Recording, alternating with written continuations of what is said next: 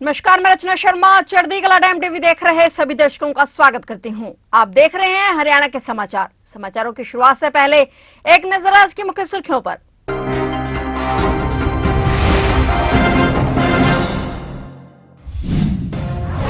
दिल्ली में भाजपा अध्यक्ष से सीएम सैनी की मुलाकात। लोकसभा चुनाव और संगठनात्मक मुद्दों पर की चर्चा। मंत्रियों के पोर्टफोलियो को लेकर किया विचार विमर्श।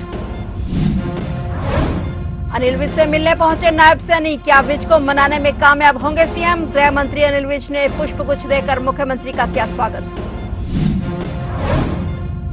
केजरीवाल की गिरफ्तारी का हरियाणा में भी विरोध। सीएम आवास का घेराव करने पहुंचे आप कार्यकर्ता। सीएम आवास के बाहर बढ़ाई सुरक्षा।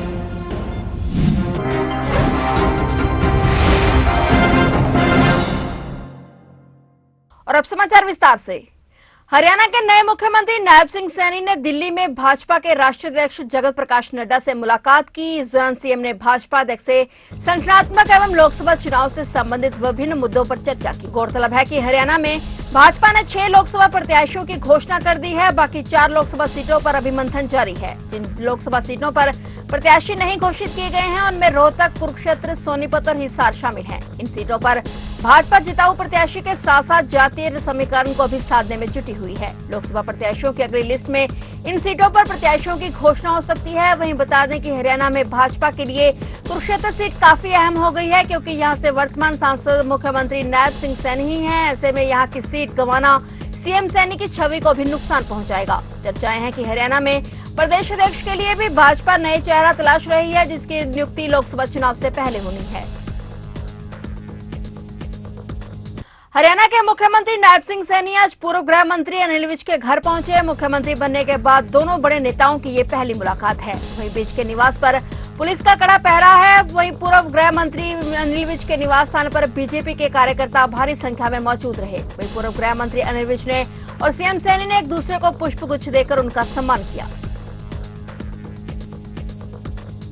हरियाणा के मुख्यमंत्री नायब सिंह सैनी ने करनाल में कहा कि भाजपा बड़े मार्जिन से लोकसभा चुनाव में 10 की 10 सीटें जीतेगी और नरेंद्र मोदी तीसरी बार प्रधानमंत्री बनेंगे। उन्होंने कहा कि करनाल से इस बार देश में सबसे बड़ी जीत का रिकॉर्ड बनेगा। मुख्यमंत्री नायब सिंह सैनी करनाल में पूर्व मुख्यमंत्री मनोहर लाल के आवास पर पहुंचे थे। काफी देर तक मुख्यमंत्री सैनी और पूर्व मुख्यमंत्री मनोहर लाल के बीच चुनावी तैयारियों को लेकर चर्चा हुई। पूर्व सीएम मनोहर लाल से मीटिंग होने के बाद पत्रकारों से बातचीत करते हुए नायब सैनी ने कहा कि भाजपा की 10 की 10 लोकसभा सीटों पर तैयारियां पूरी हो गई हैं। कार्यकर्ताओं के दम पर और जनता जनार्दन के आशीर्वाद से बड़े मार्जिन से भाजपा 10 लोकसभा की सीटें जीतकर मोदी जी के पास भेजेगी। मुख्यमंत्री ने करनाल लोकसभा से उम्मीदवार मनोहर लाल के बारे में बोलते हुए कहा कि करनाल से इस बार रिकॉर्ड बनेगा और देश में सबसे बड़ी जीत मनोहर लाल की होगी। मनोहर लाल जी के निवास पे आज आना हुआ है और यहाँ से हमने हरियाणा की 10 लोकसभा की सीटें वो जीतनी है और नरेंद्र मोदी जी को तीसरी बार इस देश का प्रधानमंत्री बनाना है। उसके लिए मजबूती से यहाँ से हम काम करेंगे और आज जिस प्रकार का जोश उत्साह पूरे प्रदेश में है देखने को मिल रहा है, उसका परिणाम है कि बड़े मैंडेट के साथ करनाल तो हम जीतेंगे। 10 की 10 लोकसभा की सीटें जीत करके नरेंद्र मोदी जी। अनिल विज जी ने भी ट्वीट किया है कि हस्ती मिटती नहीं हमारी, कुछ शायराना अंदाज में। आईडी नीचे करो। विज साहब, मैंने कहा है कि हमारे बहुत ही वरिष्ठ नेता हैं और उनका मार्गदर्शन पहले भी हमें मिलता रहा है, अब भी मिलेगा और वरिष्ठ नेता हैं हमारे।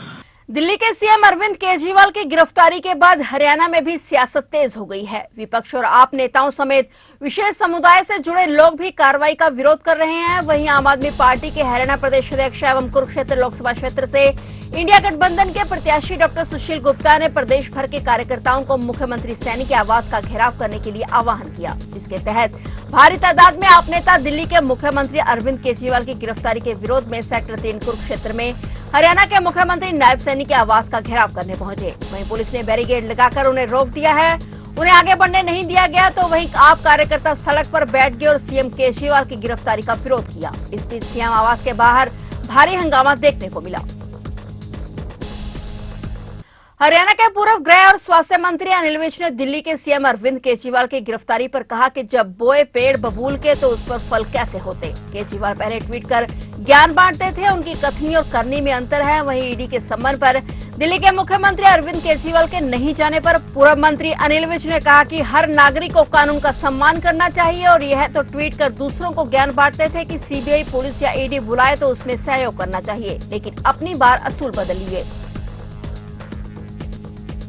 किसान आंदोलन 2 का आज 22 मार्च को 39वां दिन है। संयुक्त किसान मोर्चा और किसान मजदूर मोर्चा के आह्वान पर आज हिसार में शहीद समागम रखा गया। इसमें किसान नेता जगजीत सिंह डल्लेवाल, स्वर्ण सिंह पंदेर समेत तमाम किसान नेता हिस्सा लेने पहुंचे। इसके अलावा 31 मार्च को अंबाला की मोहड़ा अनाज मंडी में शहीद समागम होना है, जहां किसान ज्यादा से ज्यादा संख्या में पहुंचकर आंदोलन का हिस्सा बनेंगे। वहीं कल 23 मार्च को शंभू बॉर्डर और खनौरी बॉर्डर पर शहीद आजम भगत सिंह, राजगुरु और सुखदेव का शहीदी दिवस मनाया जाएगा। कल बड़ी सभा का आयोजन किया जाएगा। साथ ही सभी धरना स्थलों पर नौजवान और किसान शहीदों को श्रद्धासुमन अर्पित करेंगे। उन्होंने किसानों, मजदूरों समेत अन्य लोगों से इन स्थलों पर पहुंचने की अपील की है। पंजाब मजदूर संघर्ष समिति के महासचिव सरवन सिंह पंदेर ने कहा कि किसानों की मांगों और उनके आंदोलन को देश के नामचीन पहलवान बजरंग पुनिया और साक्षी मलिक ने समर्थन दिया है। किसान नेता ने कहा कि बजरंग पुनिया 23 मार्च को होने वाले किसानों की सभा में शामिल होंगे।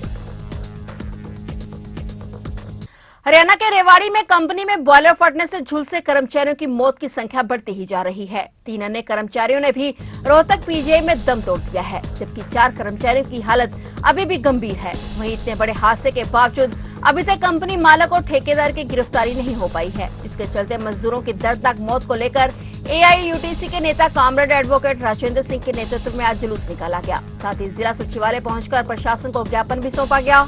मरने वालों में ज्यादातर मजदूर यूपी के रहने वाले थे।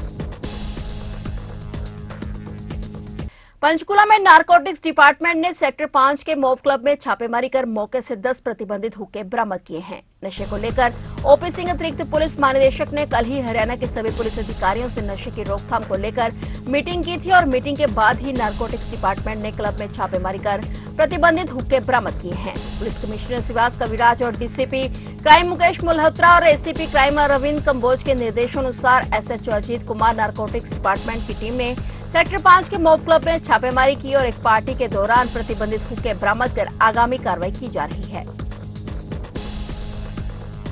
ये रात को हमारे को किसी ने बताया था कि यहाँ क्लब में हुक्का चल रहा है, तो हम वहाँ सेक्टर 5 में गए थे रात को। वहाँ से हमने कुछ 10 हुक्के और उनका फ्लेवर ये हमने पकड़ा है वहाँ से और इसकी एफआईआर दर्ज कर दी है। इसमें मैनेजर साहब थे इनके वहाँ पे, जो उनके खिलाफ पहले एफआईआर दर्ज हुई है, उनकी इन्वेस्टिगेशन जारी है। बाकी 10 हुक्के हमने वहाँ मौके से पकड़े थे। चौधरी देवीलाल आयुर्वेदिक अस्पताल एवं कॉलेज के सामने खेतों में 40 वर्षीय व्यक्ति का अधजला शव मिला है। हत्यारों ने व्यक्ति के पहले सिर में चोट मारकर हत्या की। इसके बाद उसके शव को कपड़ों में बांधकर खेतों में फेंककर आग लगाकर जलाने का प्रयास किया। मृतक के हाथ पर अजय और कोमल लिखा हुआ है। सूचना मिलने पर शहर जगाधरी थाना प्रभारी नरेंद्र राणा, पुलिस बल और सीन ऑफ क्राइम की टीम ने मौके पर पहुंचकर शव को कब्जे में लेकर उसकी शिनाख्त करने का प्रयास किया, लेकिन किसी ने उसकी शिनाख्त नहीं की। पुलिस ने अज्ञात पर हत्या का केस दर्ज कर जांच शुरू कर दी है। हरियाणा से गुरुद्वारा मैनेजमेंट कमेटी के प्रवक्ता सरदार कंवलजीत सिंह अजराना और अतरिंग मेंबर कमेटी रविंद्र अजराना ने कुरुक्षेत्र के गांव अजराना में तूफानी दौरा किया। इस दौरान सैकड़ों की संख्या में मौजूद संगत ने सिरोपा डालकर कंवलजीत अजराना और बीबी रविंद्र कौर का स्वागत किया। अजराना ने कहा कि आज गांव की संगत ने जो मुझे मान सम्मान दिया है, उसका ऋण मैं कभी नहीं चुका सकता। हमेशा गांव की संगत के साथ खड़ा रहूंगा। फिलहाल हरियाणा के समाचारों में इतना ही और नए समाचारों के साथ फिर से हाजिर होंगे। तब तक के लिए देखते रहिए चढ़ती कला टाइम टीवी।